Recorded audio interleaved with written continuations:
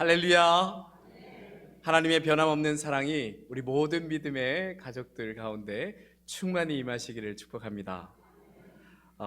신약 성경 데살로니가 전서 5장 16절에서 18절 말씀에는 이런 말씀이 있습니다.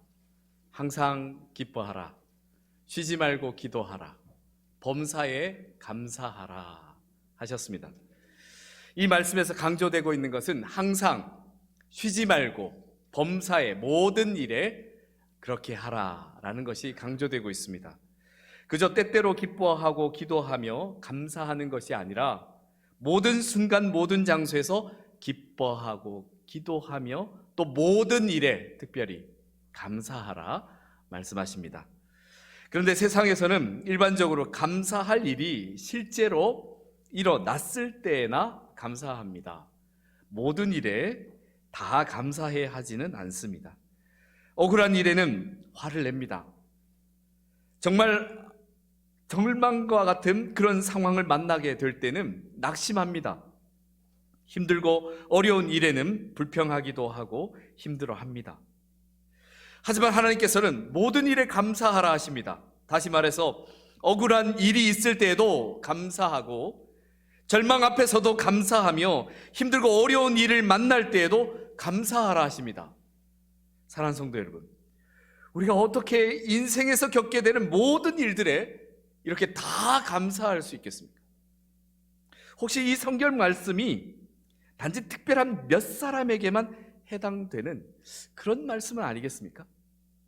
예를 들자면 아주 인격적으로 훌륭한 사람이거나 아주 오랜 기간 수련을 통해서 인생을 통달한 그런 사람에게만 해당되는 그런 말씀은 아니겠습니까? 그랬으면 좋으시겠습니까? 그런데 데살로니가전서 5장 18절 하반절 말씀에는 이런 말씀이 명시되어 있습니다.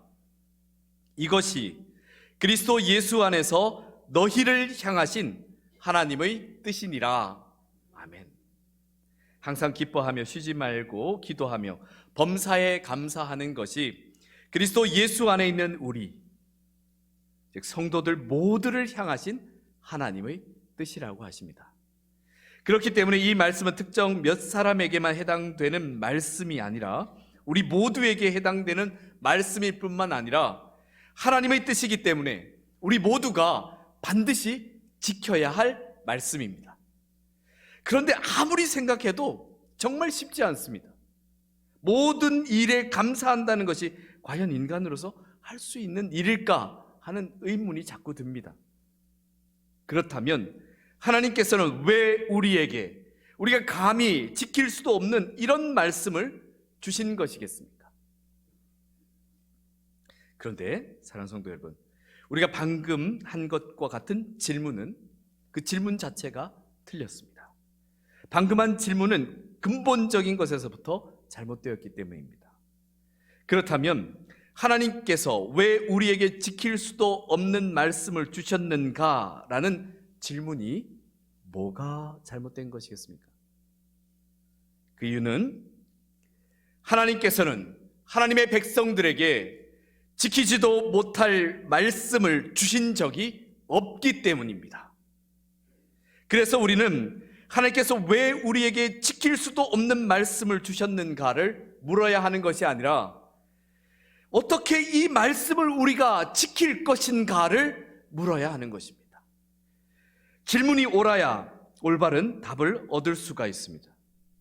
우리가 하나님의 말씀을 대할 때 가져야 할 기본적인 자세에 대해서 하나님께서는 신명기 30장 11절에서 14절 말씀을 통해서 이미 다 정리해 두셨습니다.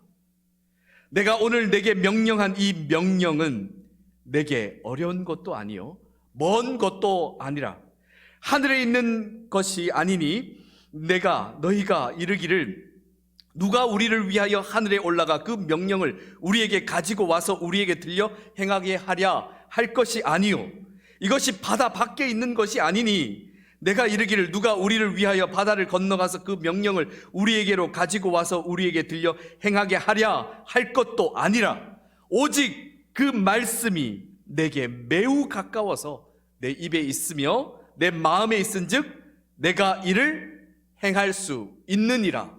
아멘. 사랑하는 성도 여러분, 하나님께서는 우리가 할 수 없는 것을 하라고 하지 않으십니다. 단지 우리가 우리에게 일어나는 일들에 대한 생각과 바라보는 방향이 하나님과 다를 뿐입니다. 해서 이사야 55장 8절 말씀에서 이렇게 일러주십니다. 이는 내 생각, 하나님의 생각이 너희의 생각과 다르며 내 길은 너희의 길과 다름이라. 여호와의 말씀이니라. 아멘. 그래서 만일 우리가 모든 일을 바라볼 때 하나님의 생각을 따라, 그 뜻을 따라 하나님의 길과 방법으로 하나님과 함께 할 수 있다면 분명히 우리 모두는 모든 일에 감사하게 될 것을 믿습니다. 바로 오늘 본문 말씀의 기자인 하박국 선지자가 그런 노력과 시도를 했던 사람입니다. 그리고 그 노력과 시도는 어떻게 됐겠습니까? 성공했습니다. 그렇다면 하박국 선지자가 처해있던 당시 시대적 상황은 어땠겠습니까? 당시 시대 상황은 매우 좋지 못했습니다. 하박국 선지자가 활동했던 시대는 이 고대 근동 지역의 신흥 제국인 바벨론이 급부상하면서 이 주변 국가들이 서로 주도권을 갖기 위해서 서로 싸움이 극심했던 시기였습니다. 당시 근동 북부 지역의 패권을 가지고 이 북이스라엘을 멸망시켰던 아수르는 이 바벨론이 그의 수도 니느웨 성을 함락시키자 거의 몰락 상태의 위기에 처하게 됩니다. 그리고 근동 남부 지역의 전통적인 강호죠, 이 애굽도 바벨론과의 갈그미스 전투에서 패하게 되자 그 세력이 크게 약화되기 시작합니다. 이렇게 세력 다툼을 하고 있는 강대국들 틈바구니에서 남유다는 그야말로 풍전등화와 같은 위기에 놓여 있었습니다. 한시도 마음을 놓을 수 없는 참으로 불안한 나날의 연속이었습니다.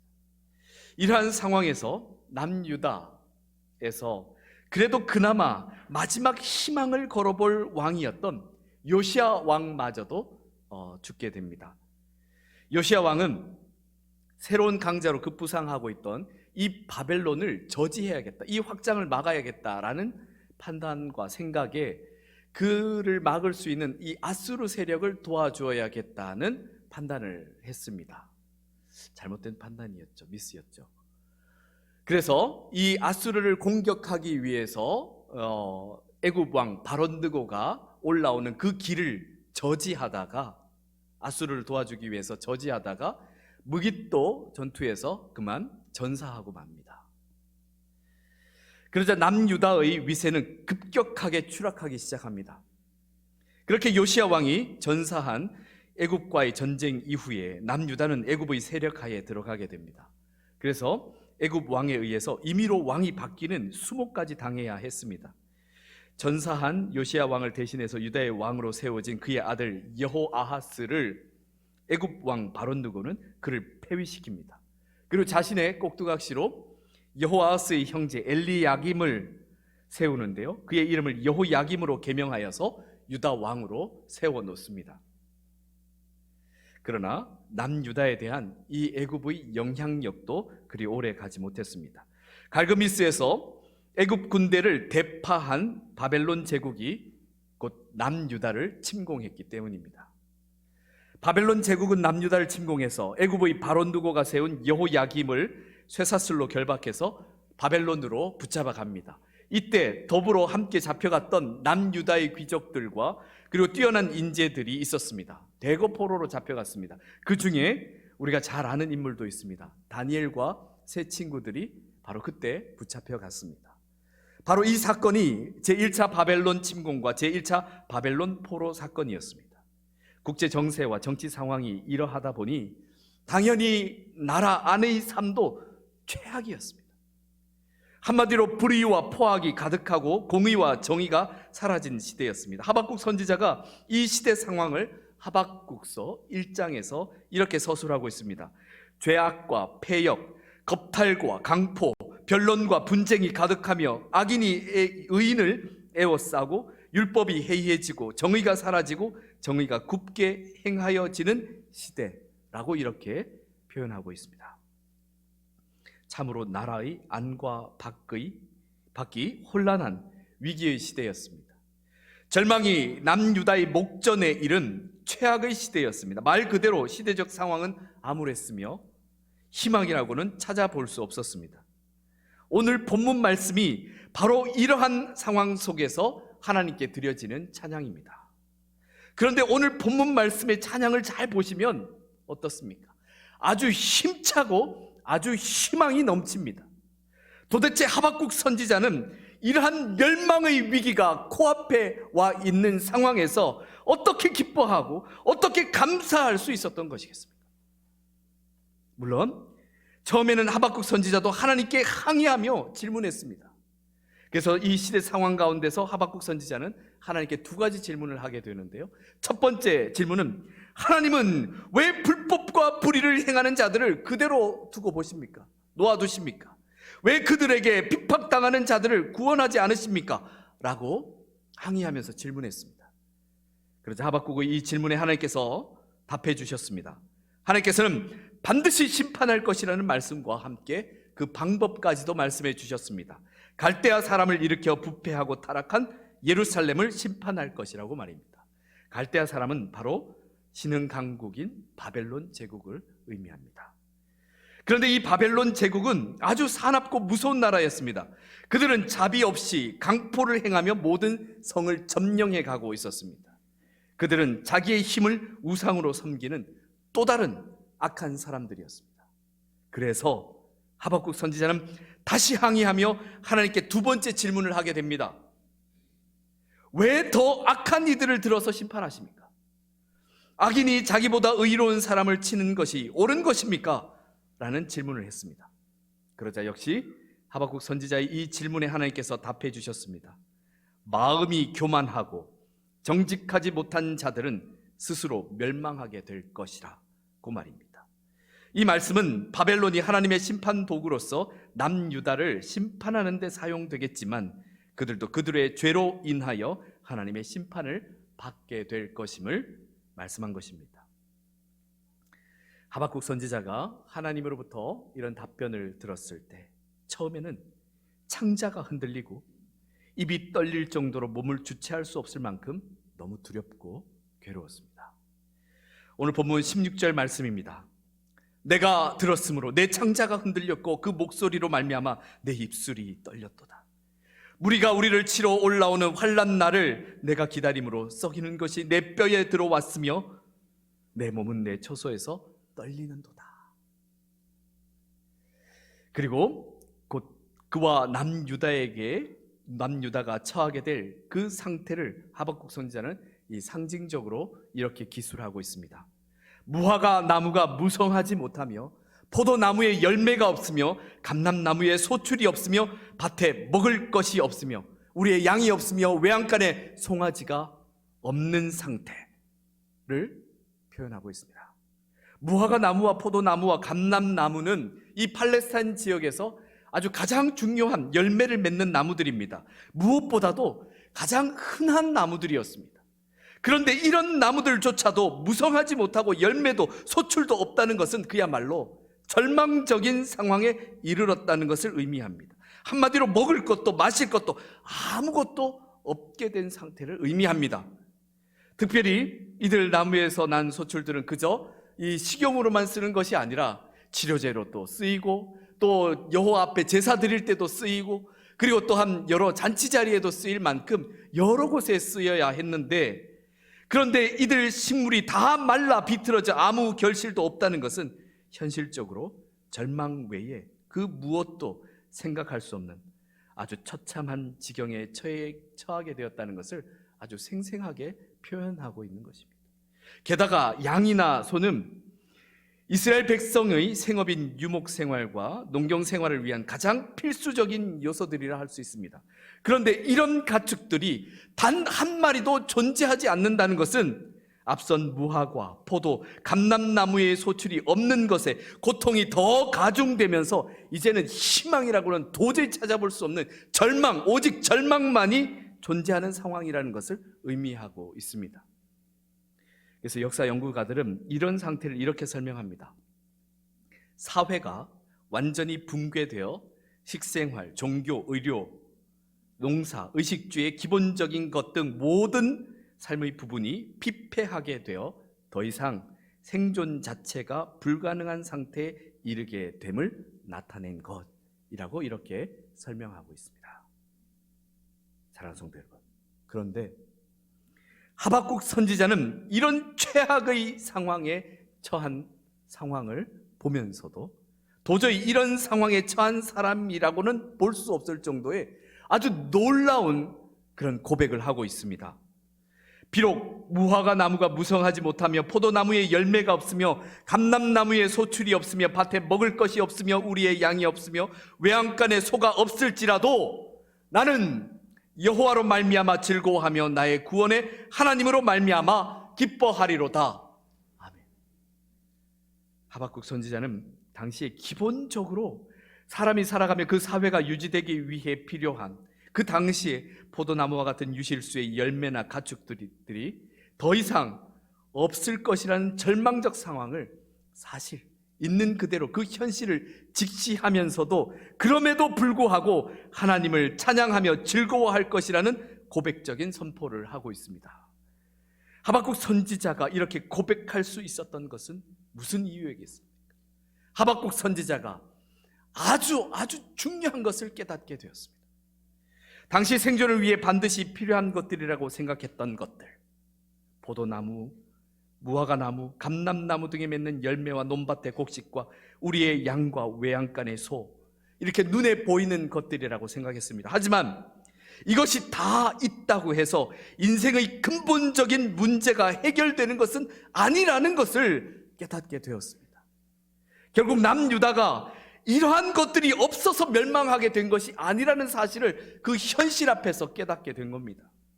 이스라엘 백성이 결국 멸망하게 된 것은 자신들 스스로 하나님의 백성이라고 이야기하면서도 정녕 여호와 하나님을 제대로 믿지 못하고 그 말씀대로 순종하지 못하며 진정으로 하나님과 함께하지 않았기 때문이라는 사실을 하박국은 깨닫게 됩니다.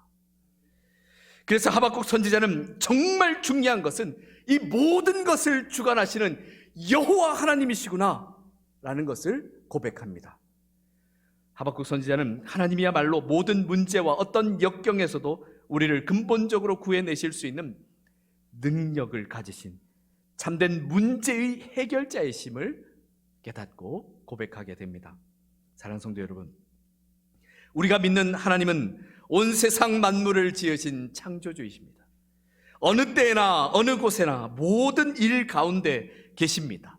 오직 하나님만이 하나님을 의지하는 자에게 어떤 상황에서도 힘과 능력을 주시며 진정한 희망과 필요한 것을 채워주실 수 있는 분이십니다. 그래서 하박국 선지자는 자신 있게 이렇게 이야기합니다. 주 여호와는 나의 힘이시라. 그리고 하박국 선지자는 그의 능력의 하나님께서 하나님의 사람들을 고난과 역경 속에서 건져주실 때 겨우 그저 자신의 삶을 추스릴 정도로만 그렇게 건져주시는 것이 아니라 힘차게 하나님의 영광을 나타내며 승리하게 하실 것임을 다시 한번 노래하고 있습니다. 나의 발을 사슴과 같게 하사 나를 나의 높은 곳으로 다니게 하시리로다. 아멘. 하나님께서 하박국 선지자가 처한 절망적인 상황인 그 자리에 그냥 버려두지 않으시고 기쁨 가운데 활기차게 살아갈 수 있도록 능력을 주셨습니다. 사슴은 험악한 그 산악 지역에서도 민첩하고 빠르게 달리는 들사슴을 이야기합니다. 그래서 사슴은 전쟁에서 빠른 기동력을 의미할 때 자주 상징적으로 사용됩니다. 그 발이 사슴 같아서 높은 곳을 밟았다는 것은 이미 승리를 확보한 것이라고 할 수 있습니다. 높은 곳은 모든 시련과 어려움을 극복한 자리를 의미합니다. 사랑하는 성도 여러분, 우리가 살아가다 보면 모든 일에 감사할 수만은 없습니다. 우리를 둘러싸고 괴롭게 하는 많은 난관들을 만나게 됩니다. 그 상황에서 감사하기보다 낙심하거나 불평하거나 절망하게 됩니다.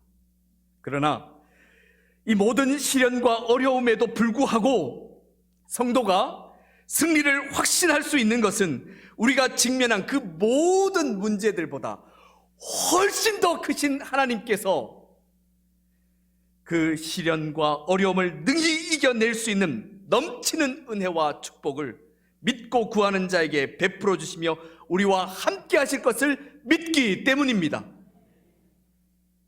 처음에 하나님께 항의하며 불평했던 하박국 선지자도 하나님께 자꾸 묻고 하나님께 답을 들으면서 하나님의 뜻과 생각을 따라 하나님의 그 길 위에 순종하며 서게 되었을 때 도저히 인간적인 상황에서는 감사할 수 없는 상황에서도 기뻐하며 감사하게 되었습니다.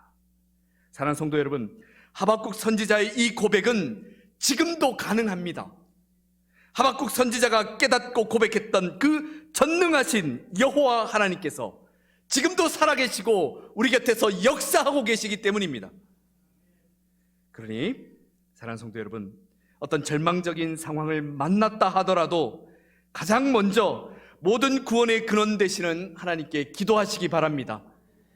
어떤 역경과 시련 속에서도 속히 극복할 수 있을 만큼의 특별한 은혜와 능력을 하나님께서 믿음으로 구하는 자에게 베풀어 주실 것을 믿습니다.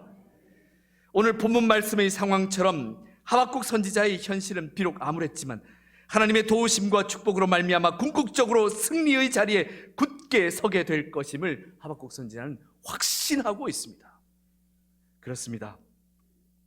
우리가 드리는 기도, 우리의 기도는 이처럼 모든 문제의 해결과 구원을 주시는 여호와 하나님께 기도하는 것입니다. 그렇기 때문에 이미 승리가 보장되어 있는 것입니다. 그러니 우리가 당연히 감사함으로 기도해야 하지 않겠습니까? 빌립보서 4장 6절 말씀을 통해 우리에게 말씀하십니다. 아무것도 염려하지 말고 다만 모든 일에 기도와 간구로 너희 구할 것을 감사함으로 하나님께 아뢰라. 아멘.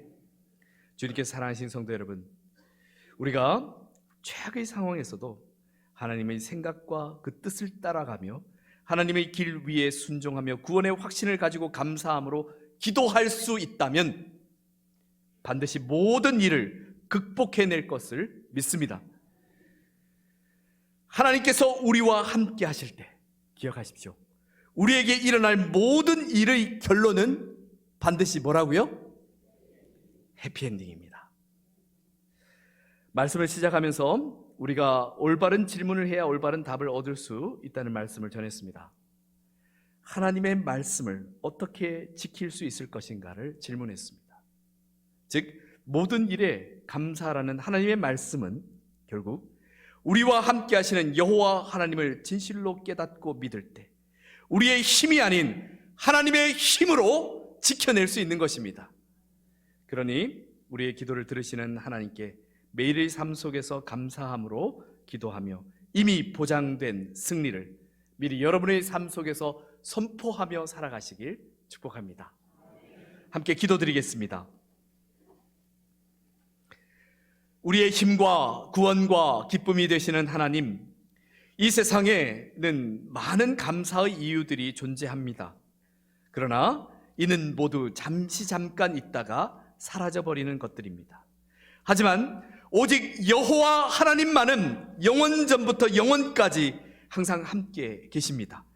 그래서 우리가 감사하지 않을 이유가 없습니다. 모든 구원의 근원 되시며 모든 문제의 해결자 되시는 하나님께서 우리의 기도를 들으시기에 하나님의 뜻하심대로 승리하게 될 것을 믿습니다. 어떤 고난에도 흔들리지 않도록 연약한 마음과 생각과 그리고 육신까지도 지켜주시옵소서. 우리의 발을 사슴과 같게 하사 그의 높은 곳으로 다니게 하옵소서. 하나님의 구원의 증거가 되시는 예수 그리스도 이름으로 기도드립니다. 아멘.